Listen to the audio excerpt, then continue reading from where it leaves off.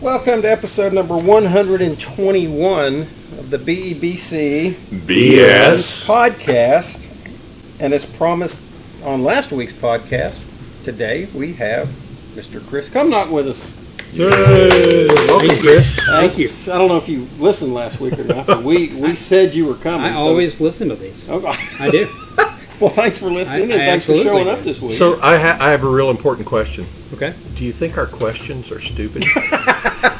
No, they're entertaining. I listen. This is fun for me to listen to. I've been coming up here with you guys for years, and this is always a lot of fun for me. Yeah. I have so much respect for what you do, and like I've always said, I think every community needs a group like you guys, because high school football's special, and communities are special, and what you guys do is the embodiment of that, and so it's always an honor for me to come on with you guys and hang out with y'all a little bit. Well, we appreciate that. You've been great to us over the years, and we, like I just said before we started, I said I didn't even put together an agenda because we always come up with something to talk about because your knowledge is like all over, and we can go to any landscape and you'll have good commentary and good opinions, and Definitely opinions. and sometimes you have good quotes that.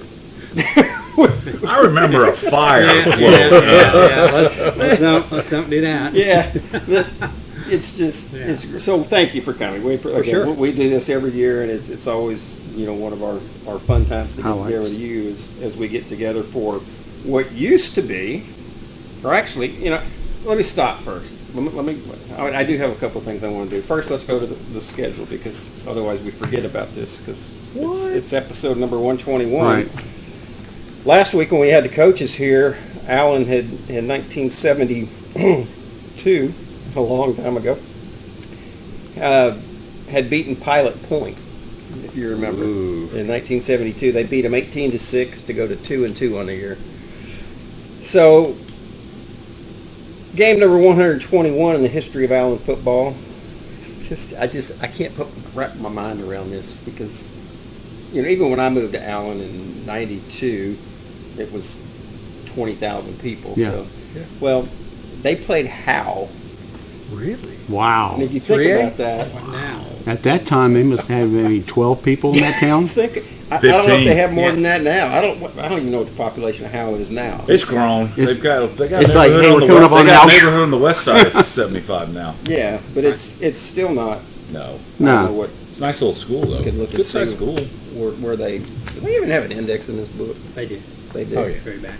Very back. We're going to look real quick while we do this. Anyhow, Allen played Howe. I don't know if it was a home or away game, and they actually beat Howe 28-6.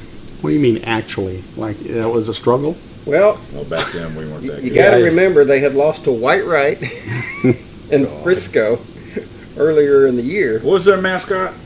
Howe? No. No, Frisco. that Oh, nighttime at animal. that time? Yeah, Sorry. Raccoons? I had to. It's okay. fighting raccoons. Raccoons. Hold on, I can't find it right now. We'll get back to someone. Look up Howe in there for me if you would. That must have been back when they only had one high school. So they beat Howe 28-6 to raise their record to 3-2 on the year. Moving forward to the 120th victory in the history of Allen. 1980. They're picked to go sixth in their district. Oh, are they? What's their mascot? Bulldogs. All right. The 120th victory was against Dallas Adamson. Remember that from last week. Yeah. They played Dallas Madison the next week and did not win. They played Seagoville the next week and did not win. So the last game of the 1982 season, you're going to love this, they played Dallas Lincoln. Really? Wow. Beat them 10-8 for the 121st victory in the history of Allen football. I'm sure they were happy about that. 10-8. Ended up the season 6-4, 3-3 in district. Listen to this district. I love going back. McKinney, still. Yeah. North Dallas, Adamson, Madison, Seagoville, and Lincoln, Madison. and Allen. What a district. That's some driving. Think about it. Yeah. Riding a yellow bus all the way to Seagoville.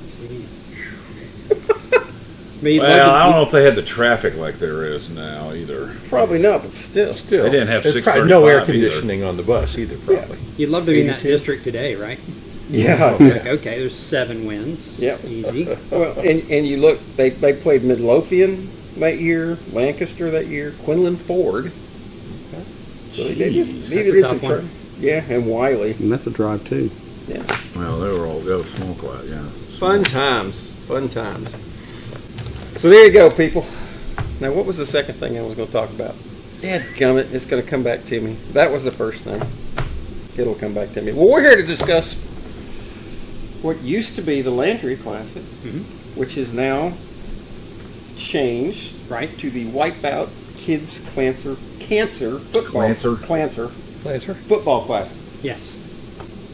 Thanks to you. So what's it like, that transition? Because I know you did, how many years, Landry? 24. 24 years. Wow. Well, the Landrys were ready to. They felt like it had run its course. Yep. And with me moving over from LST, the company where I created the Landry Classic, moving to Wipeout Kids Cancer, there's just no time to work on. I said I would do it in the final year, and so you have to work on it on the weekends and at night, and it's a lot to put on. Yeah.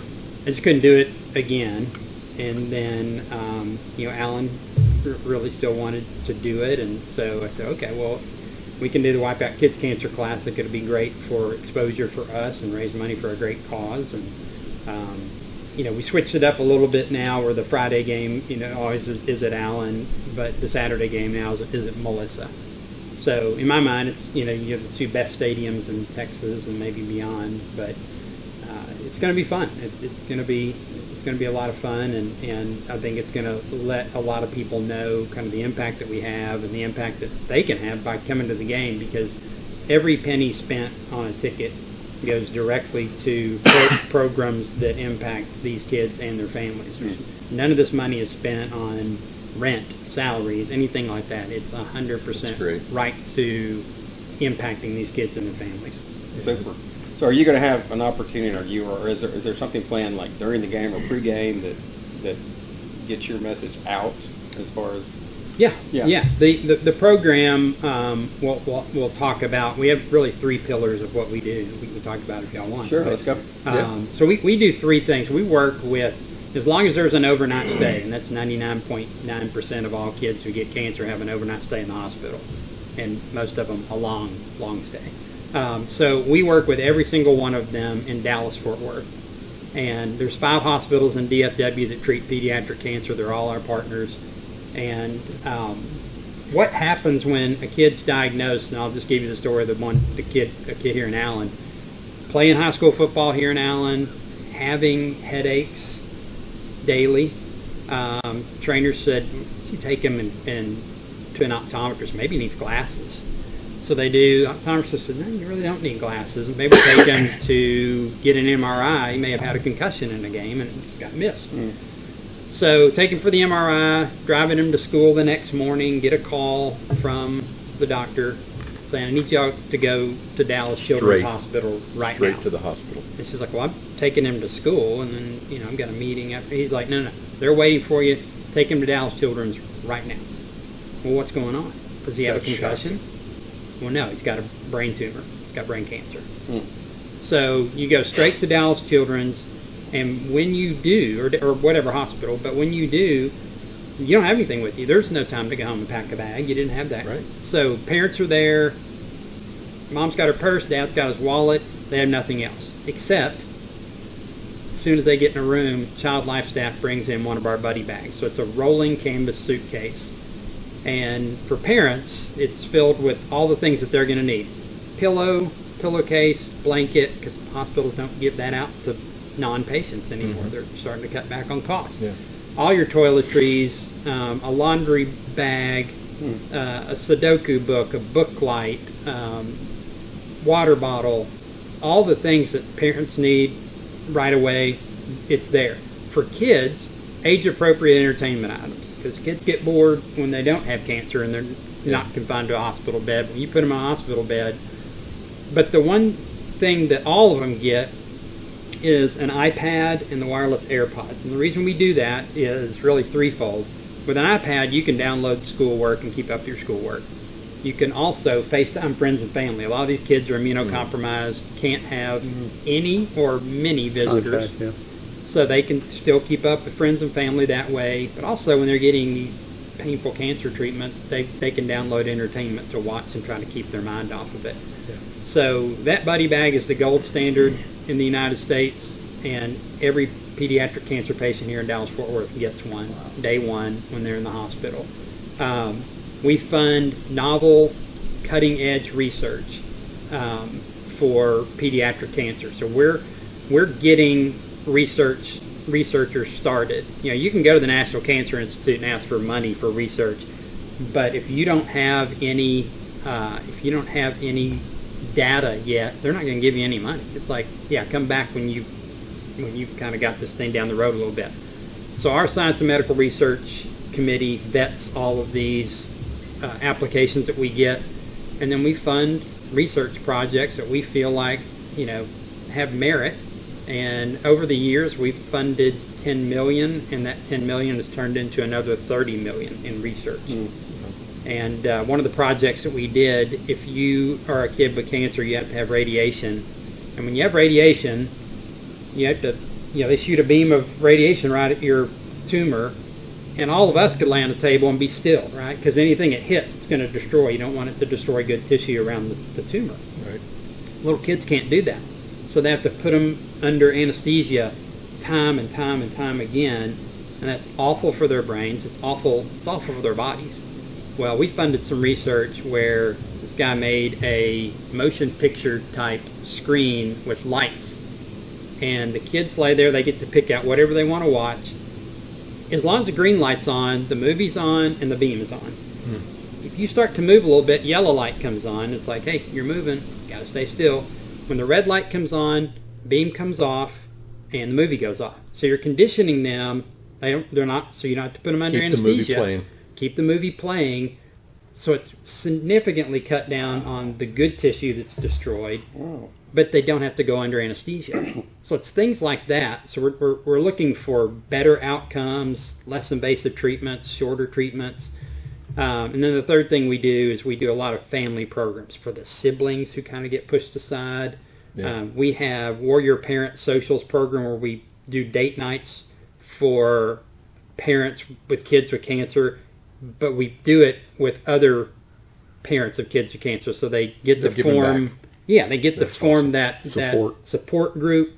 But they also, you know, this is for most of them, it's their first time out together in months and months. And so we're trying to combat the rising divorce rate of parents with kids with cancer. And then, you know, one thing that we did back in February, we launched a global podcast. This has been downloaded in 6 countries now, and basically every state in the United States.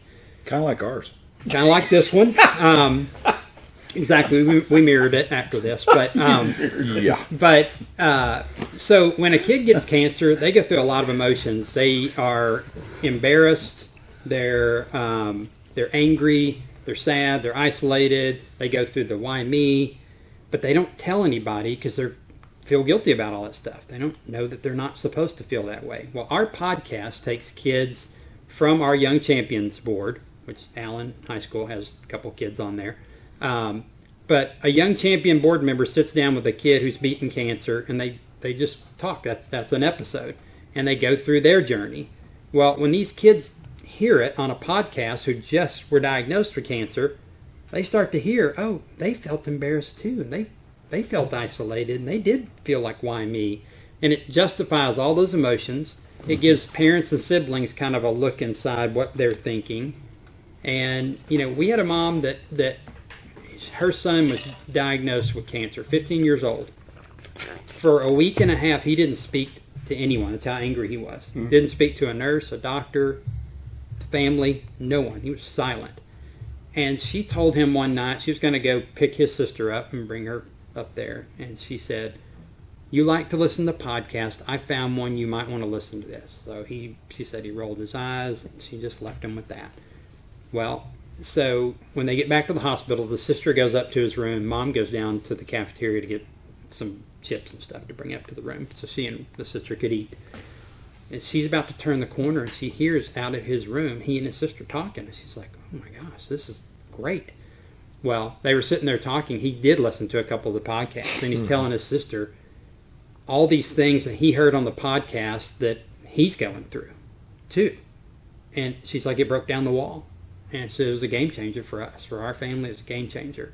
And we've gotten emails like that from kids. 14-year-old girl in Jacksonville, Florida. She's like, I just sat and cried because I felt like somebody finally knew what I was going through. Mm-hmm.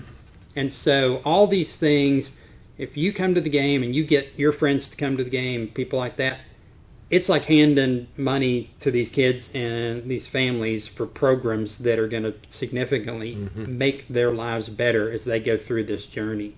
And we're there from the diagnosis until they get the all clear. And, you know, that kid in Allen, now he had a 12-hour surgery, and they come out of surgery feeling like we got it all. So it's a celebration, right, for their family. They said, we're going to do an MRI tomorrow just to make sure. Well, we needed to get it down to a certain point where we can do chemo and radiation. Mm-hmm. They do the MRI, they come back in, they said, we've got 5% we didn't get.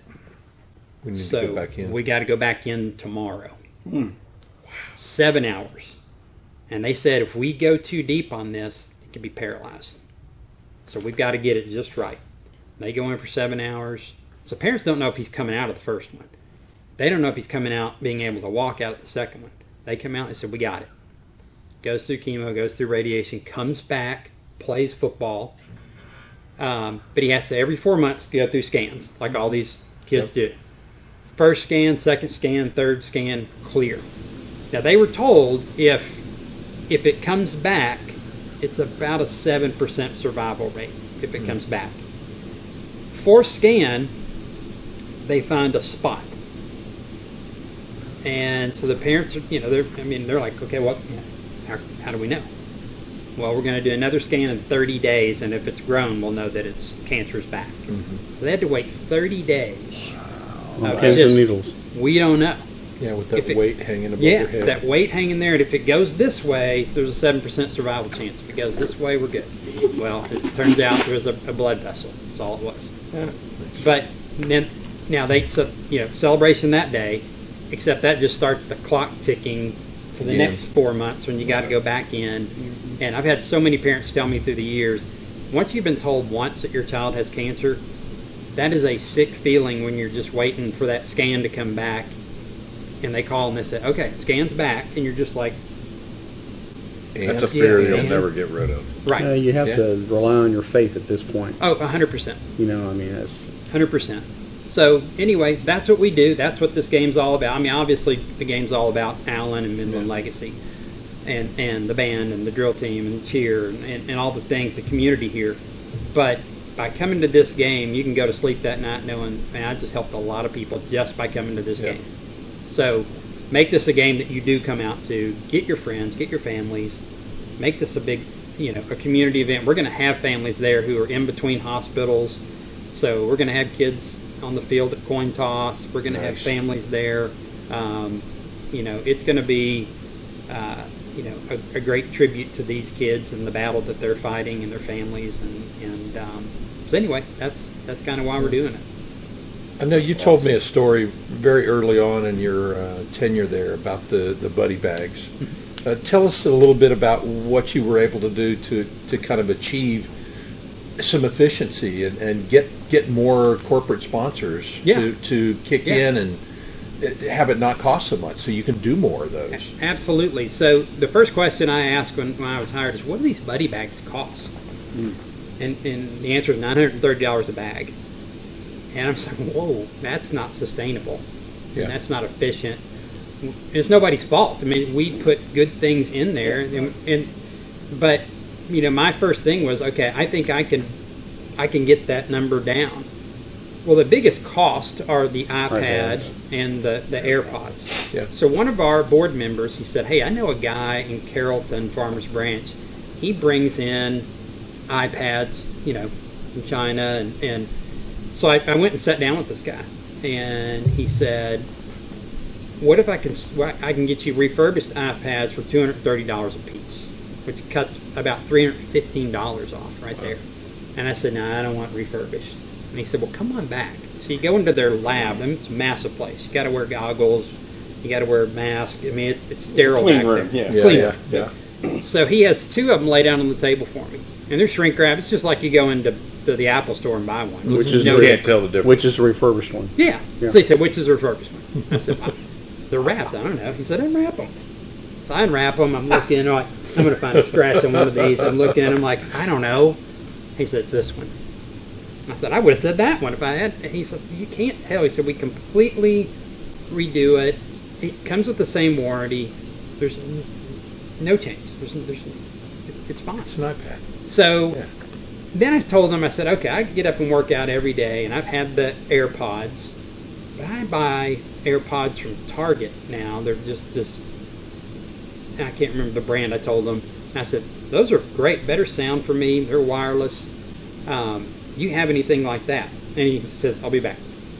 Comes back, he said, you mean this one? It was that one. I said, yes, that's the one I have. He said, here, you can have this one. You got to back up. He said, I'm going to give you a free one for every iPad that you buy at $230. So now we've significantly gotten it down.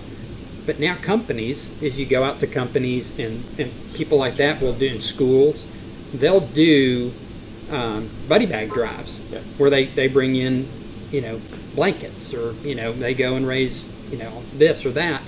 So all that's just like somebody handing you cash too. So we've really brought it down now. We're around $350, $360 a bag and going lower because, we gave out almost 700 last year.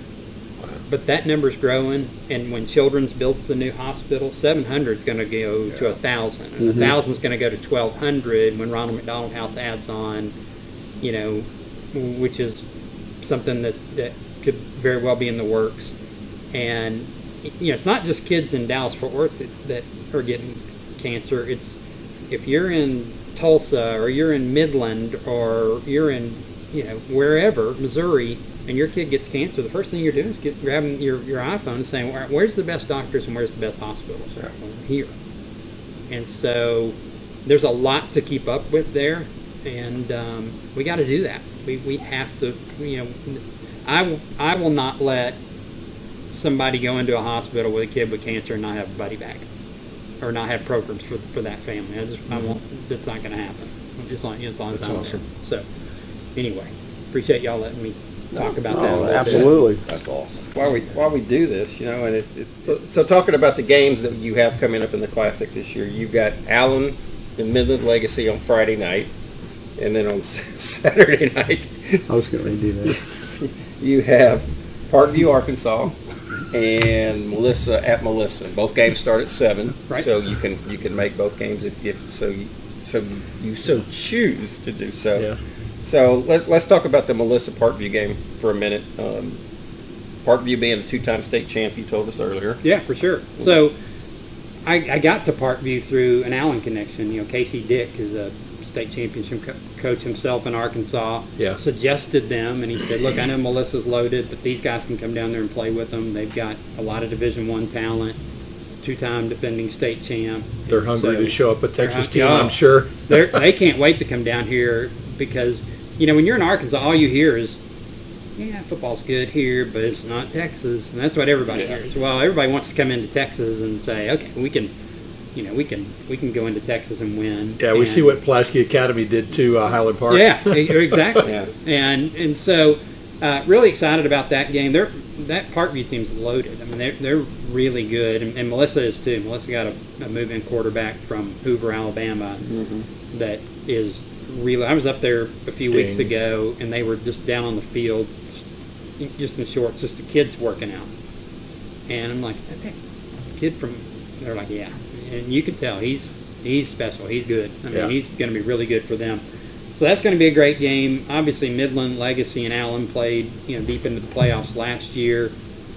Midland feels like even though their quarterback graduated, they feel like this kid is every bit as good or better. He's more of a run threat and pass threat. Baseball kid, can really spin the ball, can throw it. Aiden Serrano, one of the best receivers in the state. I feel like they have the best center in the state. This kid Peyton Arthur is really good. Their offensive line's big and physical. And they're going to be the most physical team Allen will play all year. It's just what they do. Wig will tell you that. And so there's a really great chance that this is Allen's toughest game of the year. And I'm really excited about this Allen team, too. There's a lot of talent over there. Yeah. Wig's finally got his program, what he wants to do, in place, established.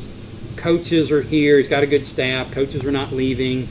So the program is back on the tracks and steaming ahead. And there's a lot to be excited about, I think, with this Allen team this year. And you guys know that. I mean, you worked with them in 7-on-7. There's a lot of talent out there. I think Fricker is going to be, last year was a tough year. It's your first year to be a quarterback in 6A, and then get injured. Tough. Then he got injured. You So get injured. He didn't play the playoffs. So he didn't play in the playoffs. So there's hungry. a lot of talent over there. He's, And he's improved. He's improved a lot. Yeah. Oh, Same yeah. thing with the defense we saw, from 7-on-7. Right. Their play is a lot crisper. Their communication is a lot better. So Allen's got a lot to look forward to. Bigger Yeah. secondary. Yeah, we talked about it a little bit last week. I don't know if we talked on the podcast, but we talked with Coach too. That team went, 16-3 in 7-on-7, and I understand it's 7-on-7, but it's still your offense They didn't do that last year. against their defense, Right. and it's your best guys against your best guys. And yeah, not every quarterback's going to have 4 seconds to throw the ball, but it's the same. And just you've got 4 starters returning to the secondary. Your linebacking crew's back, and I think the question for Allen becomes what happens on the lines. Because your skill positions, Bricker's back, Mekhi Ellis is back. You lose some of the receivers, but there's plenty of depth there, which we saw 7-on-7. And it's a question of what are the lines able to do, and it's fun to go watch them and see them, and you're like, oh, who's that? Because he's going to be good. And it'll be an interesting year. And like you said, the physicality, I think it's good for them, because I think the UIL did them a favor with the redistricting. Made it 100%. much easier, even though that, as Coach said last week, he wanted to still be in with Geyer. I did He too. wanted Geyer. Yeah. After that game Don't last have year. that. But Midland Legacy and Cedar Hill, who went 4 rounds deep in the playoffs last year, are 2 pretty good ways to start and really see where you stack up. Because we are back with the Plano schools. Right. And we do only have, 2 non-district games this year? That's so it. full So- district, yeah. I think when you get in district, outside of Prosper, and I'll get your thoughts on Prosper here in a minute, but we'll just outside of Prosper, you look at it and say, well, everybody else is kind of, McKinney still has some talent, but they've got a brand new coach. Right. Wonder why. Well, they also lost some of their talent. They lost a lot of talent. Yeah. They still have some. I mean, Riley Pettijohn's a Wonder why. 5-star linebacker going to Ohio State. One of the best in the state. Yeah. They got a cornerback up there that's really good. They're. To me, when you look at last year, that was the most surprising game Allen played. Yeah. To go up to McKinney, 37. all the hype. McKinney said, And- "This is our year," Oh, yeah. and It was not their day. it was ugly from a McKinney perspective. And you looked at that and go, "How did that just happen?" I remember talking about it on the podcast. We're like, "What was that? And where did that come from?" Because no one saw it coming. No. Because we played them in 7-on-7, and I think the team just challenging. the players just got tired of hearing all the hype, and said, "No, that's I not agree. going to happen here." Yeah. That's true. I agree. So when you look at the district, with McKinney's. the Plano schools coming back in, What do the they 2 call Prosper it? schools, The Jewel. McKinney Boyd, and then Allen, and then bless their heart, Princeton. Welcome to the welcome. big time. Yeah. We it's got not play good. there too, don't we? No, it's here. It's kind of like UT going Well- into the SEC, huh? Well, And I was just up there a couple of weeks That's ago. another Lincoln Stadium. conversation. Dude, I know. They have not started any type of renovations of whatsoever. And yeah, their visitor side is really that small. visitor side's about as wide as this room. It's Well, Tall. It's I mean, 2 it's- sections of stands. That's They it. better get that That's bond it. package Oh, yeah. working. Yeah. I went there for when Brett was playing at Independence. We had a scrimmage over there. And it probably hadn't changed. Well, no, and they had everybody on the home side, which made for a really uncomfortable. It's a funny story. So we're sitting. It wasn't like they're sitting over here and we're sitting over here on the home side. It's a scrimmage, so everybody's kind of mingled in together. And jokingly, Not Oh, you. no. Oh, Not now we you. know Chris is the one that Open mouth, started insert it. foot. Yeah, I didn't mean this. It's a stereotypical thing for Princeton, and I jokingly said to one of the moms, who my wife wasn't there, she was working that night. I said to one of the moms that we knew really well, sitting next to me, she's like, "I've never been to Princeton before," and I said, "Well, it's the meth capital of Texas." And she says, "Hey Sharon, Chris said this is like the meth capital of Texas," and all these Princeton people are like. And I'm just like, okay, thank you for doing that. Thanks for throwing me under the bus. And I'm just like, what? I'm looking around like, where's Chris? Who's Chris? Who's that guy? And I'm like, what are you doing? We're sitting here with them. Ixnay on the... Like, I didn't really mean this. It's a joke.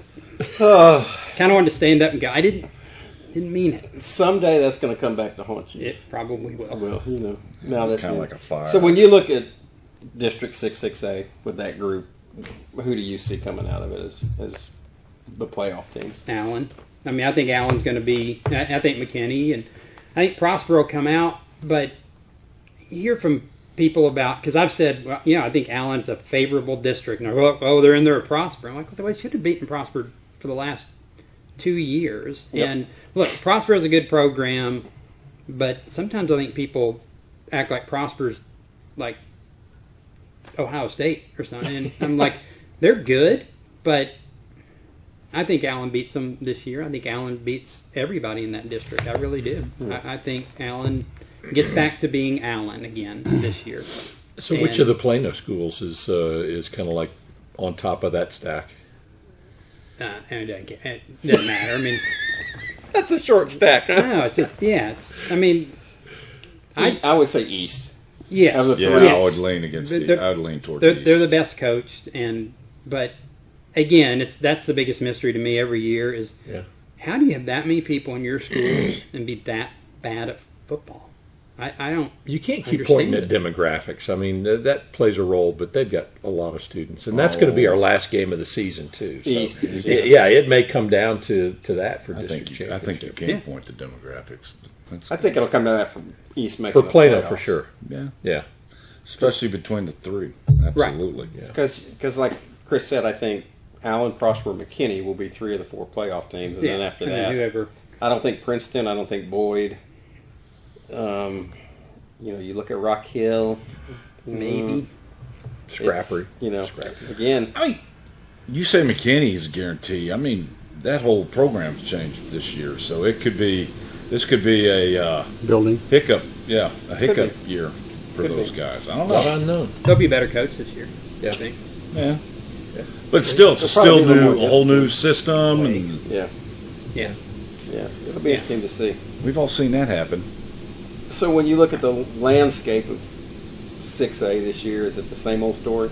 You're looking at Duncanville and North Shore in Division One. Yeah, I think until the UIL stops just closing their eyes and plugging their ears and acting like they don't realize that Duncanville recruits on the SEC level. I mean, look, everybody recruits the SEC to level. a point, but how many kids have to transfer in there and nothing gets said before you say, okay, this is a problem, and this is a And no one Well, is they- saying and anything. nobody's It's saying like anything. it's like it's expected down there. yes. Well, they don't even have to live in the district. They can Right. just live outside the district live and just outside the drive. district, and look, they don't need any help. They've got plenty of talent Yeah, right. inside the borders of Duncanville to play really great football.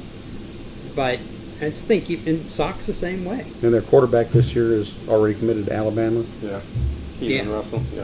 Yeah, Well, it's interesting He's too because it was special. at least in Allen. I remember when Allen was getting a lot of move-ins, which has happened. We admit it. The parents of the homegrowns were very vocal about it. Yeah. But you don't hear that out of Duncanville. At least Right. I don't. At least it's not out in public. Yeah, I where guess. you don't see people complaining about, hey, my kid's been in the program from day one. He was going to be the starting quarterback. Now he's not. You don't hear that Right. crying from down there. It makes you just wonder why. Well, I think Samples, like he was the perfect guy to hire because Samples has no problem telling anybody in that community, "Oh, you're upset? I don't care. Go somewhere else. Yeah. I don't care. I'm just telling you straight up, I don't care. I'm going to do it my way, and it's my way or the highway. So, and that's kind of the way he runs it. And I think they do have people leave, but they've got people behind them that are, just as good, or they'll go out and recruit 5 other kids to come in. But, a couple of years ago, I think Sox starting 22, they had like 17 of the starting 22 that weren't there the year before. Okay. That's a lot. Huge. Yeah, that's a big number. And it isn't like they're getting average kids that are moving in there. They're getting like really studs. I mean, they're getting really good. And at some point, the UIL's got to say, okay, we've got to stop this. Yeah. We've got to put the genie back in the bottle, at least to some extent, because it's ridiculous. It's interesting the way you describe Reg Samples is very similar to Dion. And kind of the way he goes about it, and he's just cut and dried. It's like, son, we don't have plans for you. Yeah, but their records are completely different. Well, true. Well, it's different level, though, too. Yeah. I mean, it's not like Dion's well, and coaching it just proves that college football. You can get away with it in high school and college football. You ain't gonna get away with that. Well, he's got to recruit players that can play too, and he's working from the ground up with the program. Well, he certainly has raided the transfer portal without a doubt. Yeah, I think it's going to be an interesting look back in a couple of years, because I just, and maybe I'll be proven wrong, I don't think in football you can go out and bring in 50 new players a year and succeed with that. I just don't think football's a different animal. I think you can do it. You can do it in basketball. Krzyzewski and Calipari and those guys did the one and done and thing only for putting years. 5 on the court. Them Your guy. But you're only talking about a few guys. Yeah. When you're bringing in 50, 55 new guys and you're not recruiting the cohesion. high school's always going to be, I think, that's your lifeline. The lifeline, the lifeblood of your program. And if you stop doing that, I don't know. That's tough. So DeSoto going to cream of the crop of Division II, you think, again? I think so. I think they're really good. Yeah. And they have an agreement over there between those two teams. Well, they got to play each other, so they got. Oh, Claude. But people lump DeSoto into that recruiting thing too, and it's easy to do because you just think, because there's they get a few move-ins too, but for the most part, most of his roster is DeSoto kids. I mean, it's not like there's except for his quarterback. No, there's just a ton of talent down there. There's a ton of talent, and he's. You talk about coaches being like the perfect coach for that. Like Reggie Samples is the perfect coach for Duncanville. Right. Claude's the right guy for DeSoto. And I think that's proven in the fact that when he was there the first time, they were very successful. Yeah. He left, and you saw that program not be as successful. Right. And then he comes back, and here they are again. Here they are. Yeah. So I think, sometimes it's just a fit thing, and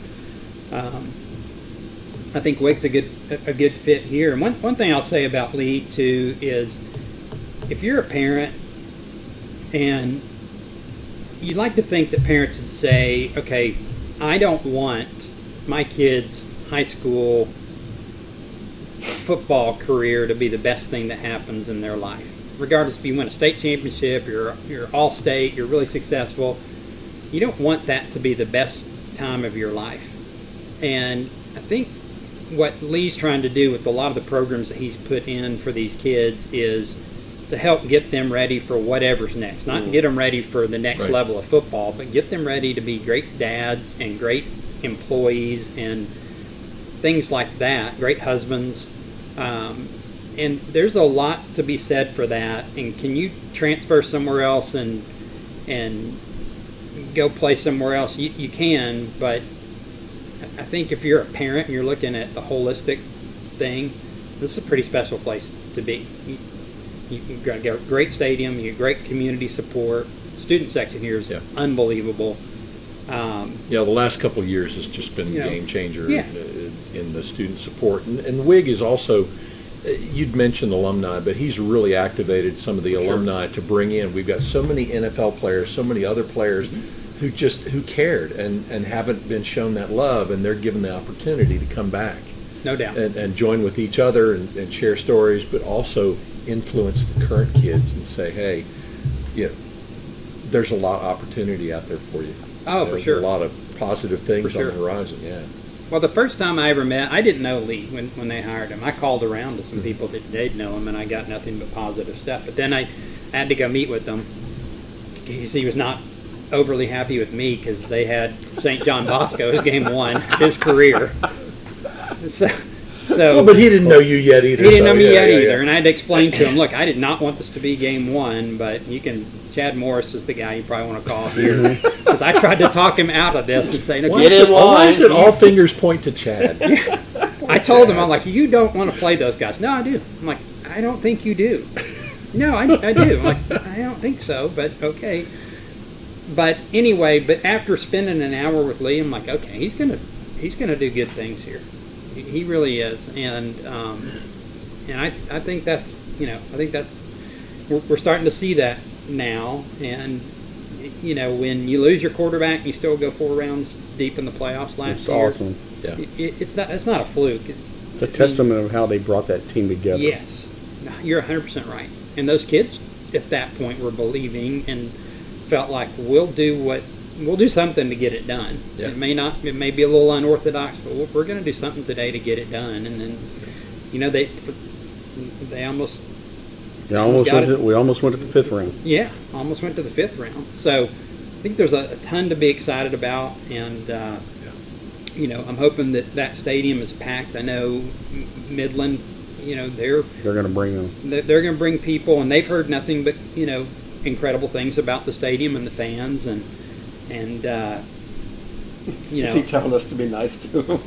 no, you do what you do, but You do what you do. do what you do, but We're nice to all of our opponents' fans. I think that's where I think Eagle Stadium, you got to be you can't do things that you're not supposed to do, but Yeah.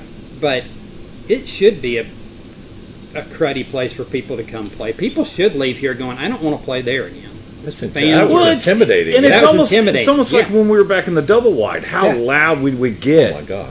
in that When you get Podunk 14,000 stadium? people in that Podunk Stadium, Yeah, that Yeah. we had, and just Trinity even said it. The coach back in the day, he's like, that was one of the loudest environments I've ever been in my in my football career. coaching DeSoto career. saw the loudest environment. Well, that's true at Cowboy Stadium. Yeah. Yeah, that that was a That was- classic. definitely. oh, for sure. So speaking of the stadium, they've put into place some Here we go. new policies and procedures this year. And for those of you who haven't heard, it's all over, Facebook. If you go to the ISD website or whatever, you can read it. And a lot of it has to do with the student section. And because of the things that have happened, they've changed some things. And right, wrong, or otherwise, it is what it is. And so, students will have their sections. What is it, 12 through 15, 112 through 115, just like North always. end zone. Yep. There will not be able to cross over to the visitor side, which is probably always a good idea. not just There's kids, a reason that gate's put there. not just kids, for anybody. Yeah. Keeping Nolan over there is probably a good idea. Birdo over there. But that's one of the things they had in place, and the other thing is the middle school kids. And I know it's worded funny if you read it. It says they should sit with an adult or an approved, or whether a parent or an approved adult. It said it should. They don't have to. They don't have to. Are you an approved adult? I am not an approved adult. We're not. Yeah, are none you guys of us- on the approved None adult of list here? none of I us are would never adults. No, I don't we do think not that. classify as adults. Well, yeah, so what is it? I don't identify as an adult. there you go. And today, Everybody Yeah. would say that too. Yeah, they would agree with that. but yeah, that comment. it is should sit. But I think Alan ISD understands that, when you're a 7th and 8th grader, none of us wanted to go sit with our parents. No. I love my parents, No. but I didn't want to go sit with them at a football game. Yep. And as long as you behave, as long as you do what you're supposed to do, you can go sit. Section 110 is right next to the student section. It's a general admission. Just get your kid a ticket, let them go sit there with their friends, enjoy the game, and And don't be a just knucklehead. don't be a knucklehead. Don't yell gun. Don't yell gun. Like some little ding dong did last year. Yeah. That's just a And that's little what class stemmed clown. all this. That started everything in motion. Yeah. And I've heard people complain that there's going to be metal detectors, but And what Allen did with the metal detectors, they've got better metal detectors than they do at AT&T Stadium or Globe Life. You get to hang on to your stuff. Just walk through like this. Walk through. And so they're the easiest, most progressive metal detectors out there. So it should make easy entry into the stadium. But and people complain about clear bags, and I'm like, look, this is the time we live in. Yeah. They complain until something happens. Right. And then they're going to go, thank God. Yes. You know. 100%. Well, there's a lot of people in this town that aren't happy unless they're complaining. Exactly. That's every town. Right. But you're right. Yeah. But no, there are new procedures. Just follow them. You know, and again, don't be if you don't. Is do that anything pretty wrong, much the crux of it? That's the Yeah. Yeah, that's Yeah. it. Yeah. I mean, that's it. Yeah. okay. Yeah. So it's really nothing very different at all. No, I mean, Yeah. why are you complaining about metal detectors there when you go to metal detectors when you go to a concert, when you go to any sporting event, Right. Yeah. Yeah. you know, anywhere else? I don't know why it's such a big deal all of a Just sudden. You know, get we're there being early controlled and get in line. Yeah. Just go through it. And for your safety, people. And if you have middle school kids, look, I think it's if you just send them over to Section 110, buy a general admission ticket, let them all sit together there. Probably not a bad idea that middle school kids aren't right next to high school kids. That's probably not a bad thing. There's a reason why middle school and high school are two separate entities Schools. anyway. Mm-hmm. But don't say, well, I'm not bringing my middle school kid to the game. They're not, why? They're going to still experience fun with their friends, and you only have so many years to do this. Yep. And then it's over. It's over. And you can't go back. And so, Some again, parents try. don't stop being Allen. This is a special place. I always say that. Eagle Stadium is a special place. And everybody that lives here is entrusted with keeping it that way and making this stadium tough to play in. Midland Legacy should leave here going, my head hurts from the crowd. It's a tough place. I didn't have fun tonight playing. You want people to leave. So I didn't enjoy that. You want that drive back to Didn't Midland to enjoy be a lot longer than it is. Yeah. Yeah. And I would say the same thing if you're playing in Midland. They want to do the same thing there. Yeah. Make this a bad place to play for people. Don't do something stupid and throw something from the stands or anything like that. But Or like leave at halftime. or leave it. I mean, but be loud. Be Who are we loud. talking about there? Good luck with that. Be loud. people with kids that have to go to bed. You know. One of the other things we wanted to talk with you about, or we had it because it's fresh on our minds because it just came out this week, was the board approved a 2024 bond election. I don't have the numbers in front. I do have the numbers in front of me. I do have the PowerPoint presentation that they sent to me about it, but it's broken up into three propositions. Proposition A, which is for campus improvements, safety and security upgrades. We were just talking about Sure. safety, security, and other capital improvements, which is $419 million. Proposition B, which is for competition surfaces, we'll talk about that, which is a little over $5 million. And then Prop C, which is technology devices, which, as all of us know, I don't know, you look at everybody's phone, I bet nobody here has a phone over 5 years old, do they? Oh gosh, you two killing me.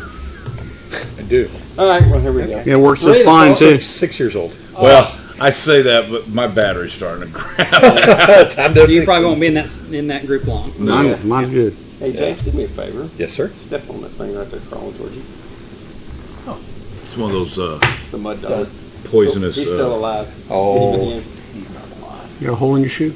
again. James going to pick him up. He's gonna stick. But anyhow, we've got three propositions. What are you What'd you putting put him on the table for? He's not going to hurt you. Come on. Grow up here. Let's go. Man, when I was a kid, if you'd have told me there was a dirt dauber, I'm out of there. Adios. Oh, Now we got. Oh, now we got PETA PETA calling coming us. crunch. Right, Nobody saw it. right. I'm going to be called in as a witness. Ask me what I saw. Anyhow, back to the bond proposition here. Yeah. You've got these three props. Technology devices, which obviously in the school Gotta is keep up. so huge, and It's- you do have to keep up. Yeah. Those technology upgrades, just so everybody knows, the way this reads, the proposal would update and refresh devices for every student as part of the Empower 1.1 program. It established a life cycle management of 5 years for student devices. So every 5 years, That's a responsible thing to do. Which is what every one of us in the city of Allen does with their devices, Typically, except for you three, which us, our just phones. killed me there. But it's Wi-Fi mobile computer devices for students, classroom media stations, campus print devices, obviously printers, Wi-Fi mobile computer devices for teachers and campus staff, desktop computers for instruction and campus offices, classroom interactive / multimedia displays and AV upgrades, and then a complete Wi-Fi network. This I hope they do it at the stadium. Complete Wi-Fi network campus upgrades and wired campus network upgrades. Otherwise, they're going to keep that Wi-Fi where you can use it. You know, in the stadium on Friday nights, It's terrible. Now, I don't know if that's included in here. I But think it is. You hope it would. Yeah, I think it is. One of the things I think, and I'll put the link to this at the bottom of the podcast if y'all want to link and review this. A very important part of this. Yeah, we'll get to it. Every campus in Allen ISD will receive improvements from the 2024 bond proposal. I think that's really neat. Touches every single student. campus. Yep. And there's a number of campuses that have not, that are, Yeah, there's several that are being totally revamped, but and they're for 6 every years campus- behind Yeah, what the we are. what the original The roadmap schedule, was. yeah. Yeah, schedule was. You get mechanical, electrical, and plumbing repair, computer devices for students and teachers, cafeteria equipment repairs and replacements, playground equipment repair and replacements, obviously the safety and security we talked about, Wi-Fi upgrades, ground and irrigation repairs, which you see that all the time. You go by and there's water strips, roofing and waterproofing, and concrete and foundation repairs. So I think it's pretty important that those pass. The competition services, which is a little over $5 million, I thought this was pretty cool. They're going to replace the track at Lowry and Curtis. Both need to be. Yeah, they're getting torn up. Yeah, Lowry is at the end of its life, and then Curtis, it says, has structural issues causing safety concerns. If you got that, you're going to take care of it. That sounds like the old stadium. The other thing they're doing this is the Lowry tennis courts. If anybody that's been over there, right behind that little strip center, there's tennis courts in that back there. The court's not being used. There are safety concerns. They're going to be resurfaced, and they'll have some civil work done to make them replayable. The other thing they're going to do is they're going to stripe them for tennis and pickleball. So once they're done, they're going to be open for public use. So it's another pickleball court now. And for those of you who have jumped on that We put bandwagon, pickleball courts at our church too. Oh, it was a big hoopla in my neighborhood. yeah. So the campuses receiving a full renovation, as you were talking about: Curtis, Ford, Olson, Cheatham, Green, Yeah. Norton, and then the Anderson Early Childhood School. So it was full renovations for those 7 schools. And I believe every one of those have not been renovated since they were built. I know Green has not been renovated since it was built. Yeah, so we all need to get out and vote for this. Yeah. And both, yes. And It's almost like if you vote no, you hate kids. Yeah. And you hate your community. I don't get it. on transportation, they're going to replace 20% of the buses that have reached their Service age. useful lives. Maybe we can get one. Purchase a shop truck. I think this is cool. Purchase a shop truck to allow mechanics to quickly respond to buses that are experiencing, they call it, severe mechanical issues. Yeah. On the road. When your bus breaks down. Right. Yeah. You want. You want to, yeah. They're going to replace the hardware and software systems and then acquire vehicle maintenance equipment that they need. The one thing that is in here as well under capital improvements, actually it's 2 different things, is they are going to renovate the existing AISD athletic complex, which is originally scheduled for 2017. So it's 7 years past the time when they were originally going to do it. Yeah. They're going to update the existing finishes and then potential purposeful redesign to solve programming issues. So they're going to make it work better for all the athletes. Everybody. Yeah. Right. So they're going to take care of that. And then the other thing that's in this bond package is a Allen High School multi-purpose complex. And this is something that's been discussed for years. The project timeline would be the fall of 26. It'd be ready to go. It's going to be right at 96,000 square feet. It will include 120 yards, basically a football field, and other uses for baseball, whoever, when Soccer. weather's inclement. Addition of locker rooms, training, recovery, classroom, and storage. our understanding, and again, I don't have all the details on this, is where the practice fields are behind the existing The grass practice facility fields is behind where this Eagle thing will be Design, built. and Yeah. then And if you notice, and Lee's talked about it with us, and all the neighborhoods around here, Melissa, Anna, Farmersville, Farmersville's the it's the latest. standard now. yeah, Princeton. It is the same. have got these, and we've got how big is that field in the existing 40 yards? 40 yards, 40. Yeah. Yeah. and it just doesn't work, and this is needed for the facilities for all athletes at Allen, not just football. And yes, football is probably the biggest user of it, but everybody Baseball, can use softball, everybody. Hell, band. Soccer, band. Yeah. Yeah. it. And even the band, can Even use a it band. on inclement weather days. For sure. Yeah. Especially when. So that's within the bond package under the capital improvements as well. This will be on the November ballot, and we hope everybody listening who's a resident of Allen will get out and vote. And again, you got to keep up. You do, because if you don't keep up, you fall behind. And we're definitely behind because of the lack of participation and mindsets of when the last big bonds came out and so forth. So. Well, and again, I don't know. People say, well, that's going to. They all get worried about it's going to raise your taxes. I'm going to pay more of this. Well, that, and that's the one big thing that we didn't bring up. These bonds, all these bonds combined, do not raise our taxes. There's no raising of our taxes to fund these bonds. Right. It's already built in. They just have to go out and get it voted on so they can use the funds that they already are going to have. Activate it. To activate them for these projects. Period. That's it. So everybody who's sitting there going, well, it's going to raise our taxes. No, it's not. Yeah. Allen is It one just of the- allows the district to activate the funds that they already have access to for these particular projects. Well, and don't be the person that says, well, I don't have kids in Allen School, so I'm going to vote against her. I'm not going to vote. This is your community. It's This the is environment. Your place. I mean, have some pride. Have some pride. That's Yeah. it. Have some pride in where you live, and think about these kids. I mean, I'm not just talking about sports kids. I'm talking about for technology and just kids that go to middle school that have an upgraded school. Yeah. And elementary school. Yeah, Yeah. I don't have kids in the district. I've got grandchildren in McKinney. Don't be You the know, so- crotchety old. yes, I'm voting for it. I would like to just be on the outside and talk to people who came out and says, I voted against it, and say, well, why? Yeah, Why I'd would love you- to sit down You'd with love them. to hear that, Yeah. right? Yeah, it didn't Like, cost you a dime. Not Right. going to cost you a dime, but you voted against it. I don't understand. in your Do community. you hate kids that much? Yeah. Or do you hate your community? I mean, like, this is your place. Yeah. You chose to live here. This is your place. Right. Make it better. Allen's property tax, ISD's property tax rate hasn't increased in more than a decade. So When part of that is because Allen's board is conscientious when there are increases in property values that increase their income, they will lower the tax rate to make sure that they're not giving a net increase to your taxes. Yeah. So, I mean, Lovejoy doesn't do that. I guarantee you that. They got to take care of someone's salary now. Hello. the current, we'll talk about that. Current Yeah. property tax rate is $1.14. It's the lowest since 1993. So for all you who, and one thing I tell people is like, well, if they think it's going to cost them more, I'm like, go out and buy a bond.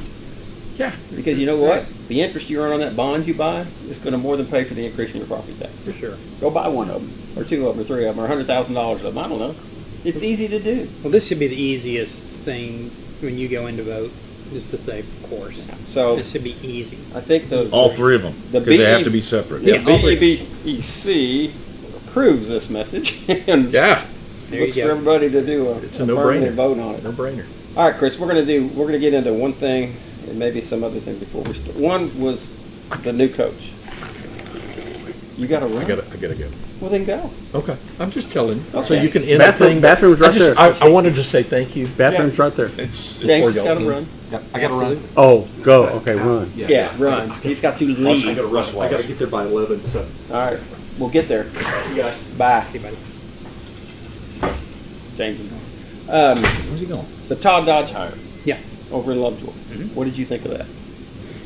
I think anytime you can get Todd Dodge, I mean, you're getting proven entity, great coach.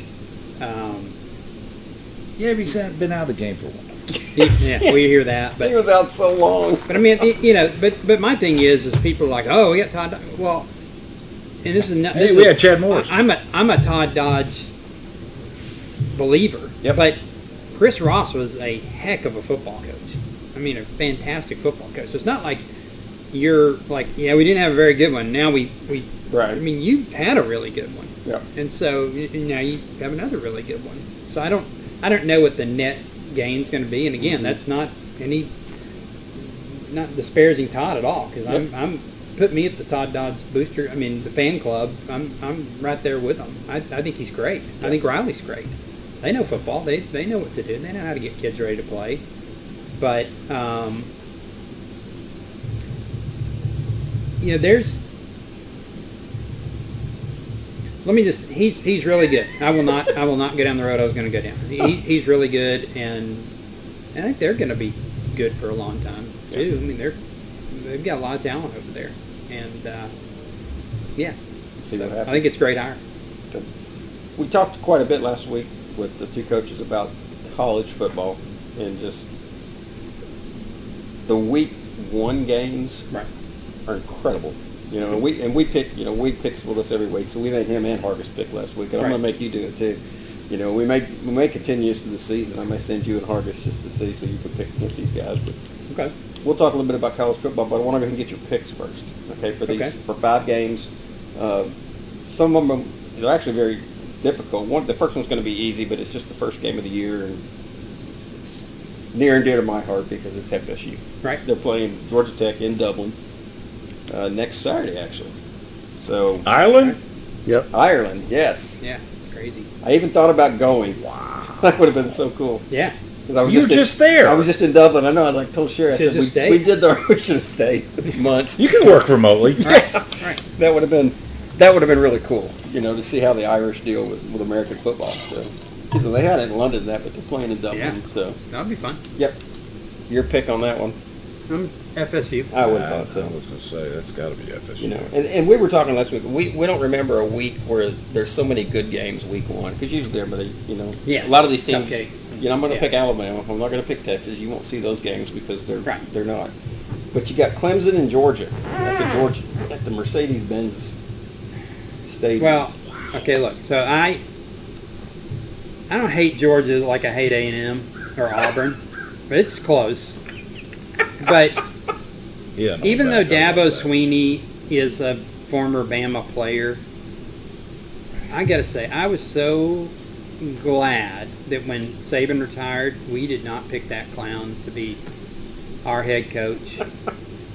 And For those of you that don't know, Chris is an Alabama fan.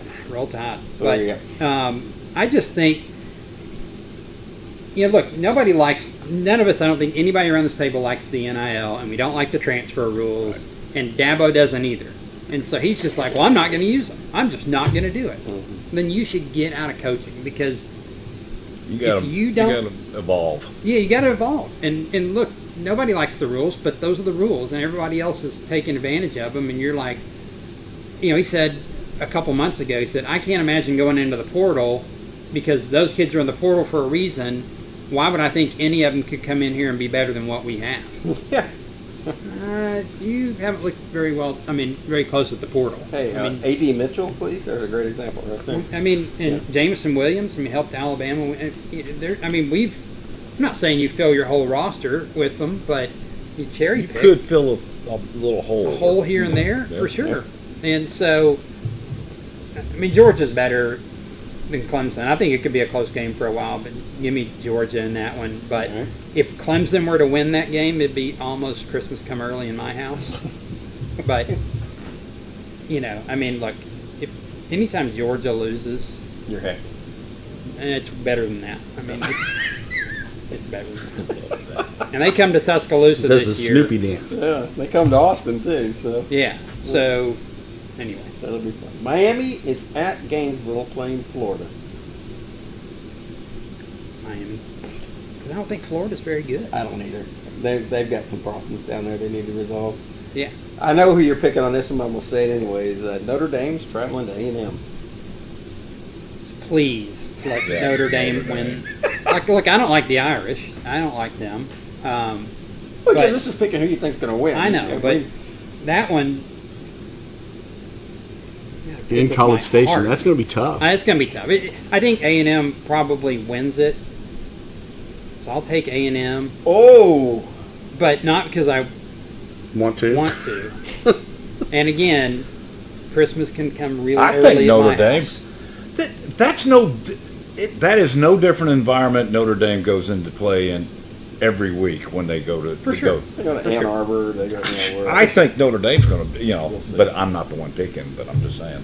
USC plays LSU in Vegas. Oh, LSU. LSU.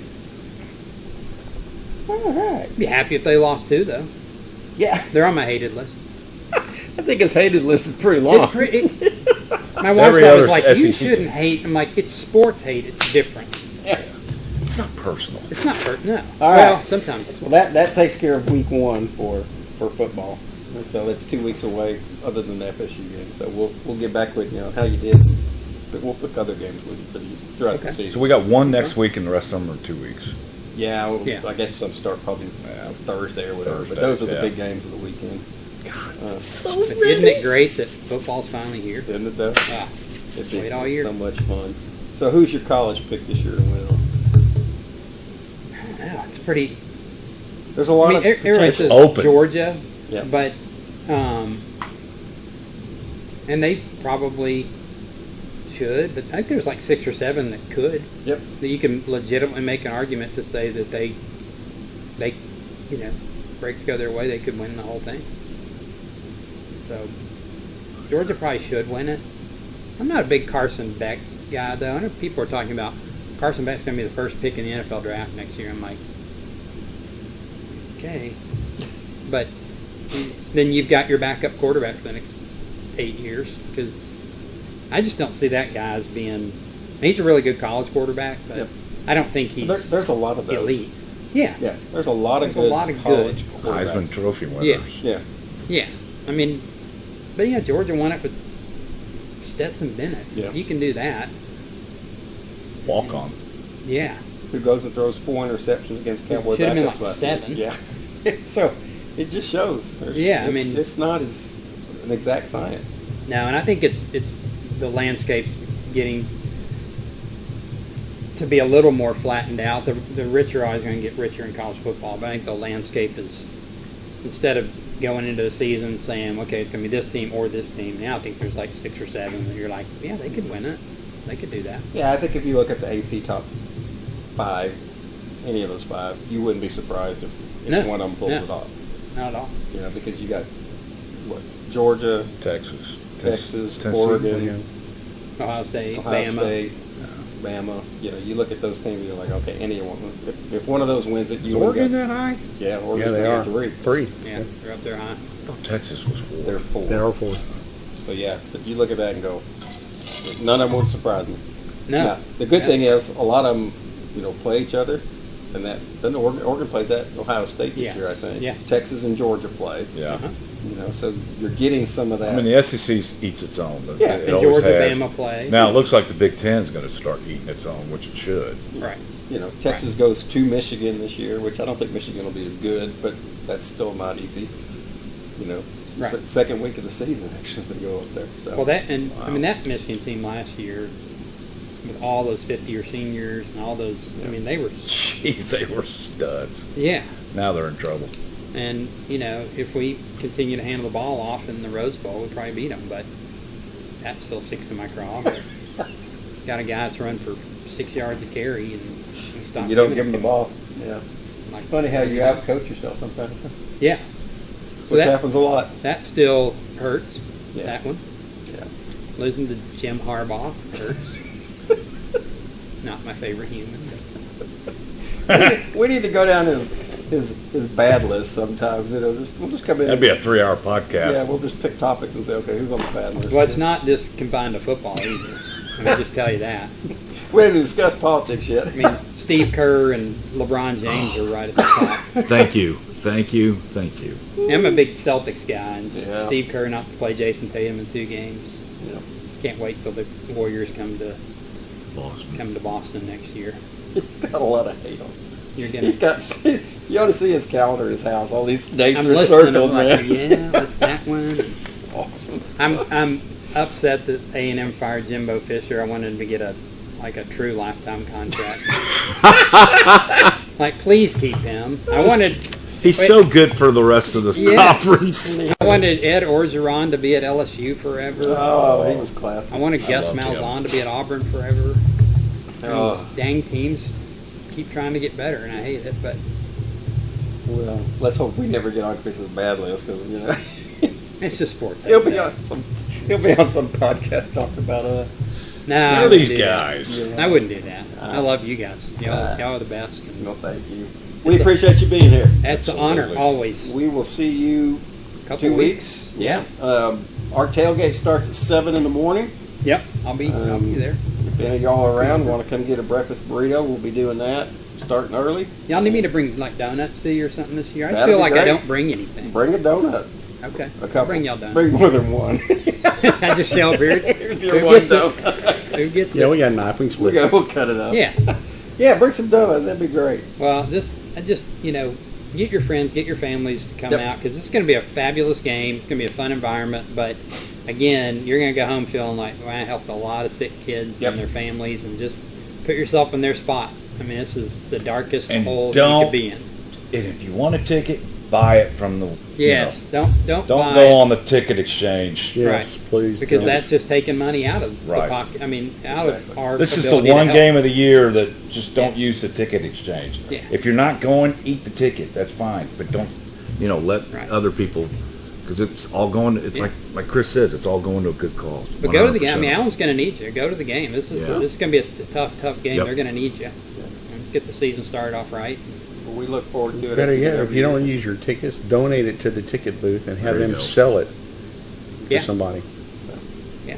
We appreciate you coming out. We'll see Thank you in you 2 guys. weeks. And if you need anything between now and then, feel free to holler. We're going to put a link to your Oh, good. webpage That's awesome. for donations, or if you Awesome. just want to get more information on Wipe Out Kids Cancer, you can go there. We'll do that as I post this later today. And thank you, my friend. It's Thank good to you see guys. you. All right. Good to see you guys. So until next time, guys, it's over, and we are out.